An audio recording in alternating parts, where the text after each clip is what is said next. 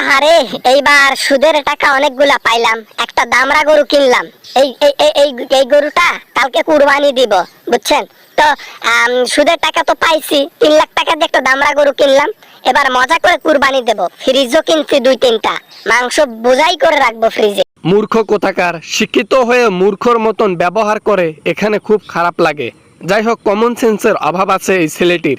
কেননা লক্ষ লক্ষ টাকা সুদের পিছনে খাটায়, আর সেই টাকা দিয়ে নাকি ওই কুরবানি দিবে, সেটাও বড় গালা করে বলতেছে।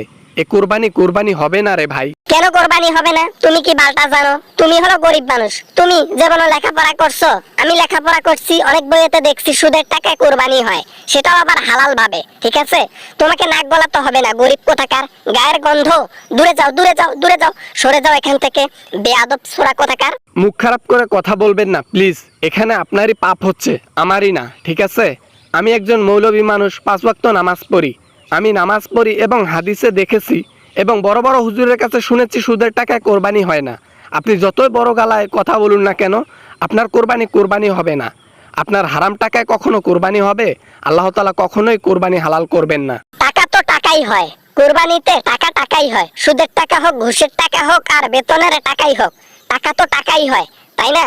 এমন তো না যে সুদের টাকার কালার অন্যরকম আর রোজগার করে টাকার সেটার টাকার কালার অন্যরকম, এমন তো না, তাই না? তুমি সামন থেকে সরত। ওরে শিক্ষিত অশিক্ষিত মূর্খ কোথাকার, এখন তোকে কিভাবে বোঝাই?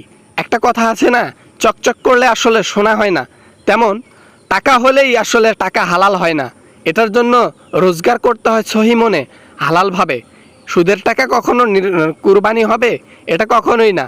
স্পষ্ট হাদিসে দেয়া আছে, অনেক বড় বড় হাদিসে কোরআনের দেয়া আছে, ঘুষের টাকা, সুদের টাকা, আরও রাহাজানি, চাঁদাবাজি, বেহালালি টাকায় কখনো কুরবানি হয় না। আর 2, কুরবানি দেওয়ার পর গরিবের হক আদায় না করলে সে কুরবানিও আদায় হয় না। গরিবের বাচ্চা গরিব, সামন থেকে সরে যা। বিড়বিড় করে মেজাজটা গরম হয়ে যাচ্ছে। যে কথা আমি জীবনেও শুনি নাই সেই কথা তুই বলতেছিস। তোর কথায় কি আমি কোরবানি বন্ধ করব? সুদের টাকায় কোরবানি দেব এবং একটি মাংসের টুকরো গরিবকে বিলাবো না। আমি 2টা ফ্রিজ কিনেছি, একদম প্যাকিং করে রাখবো, সারা মাস বসে বসে খাবো।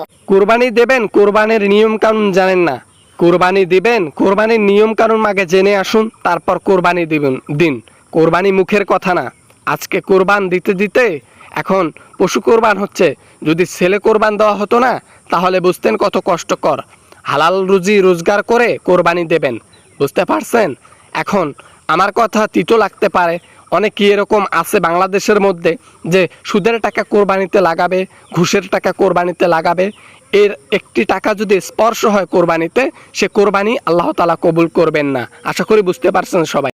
কোরবানি নিয়ে ভিডিও করলাম একটি, ভিডিওটা আশা করি অনেক ভালো লেগেছে অ্যান্ড অনেক কিছু শিখতে পেরেছেন। যদি কিছু শেখার মতো হয়ে থাকে, যদি কিছু শিখে থাকেন, অবশ্যই কমেন্ট করবেন। চ্যানেলে নতুন হয়ে থাকলে সাবস্ক্রাইব করবেন। দেখা হবে পরবর্তী অ্যামেজিং কোনো ভিডিও নিয়ে। ততক্ষণ পর্যন্ত খোদা হাফেজ।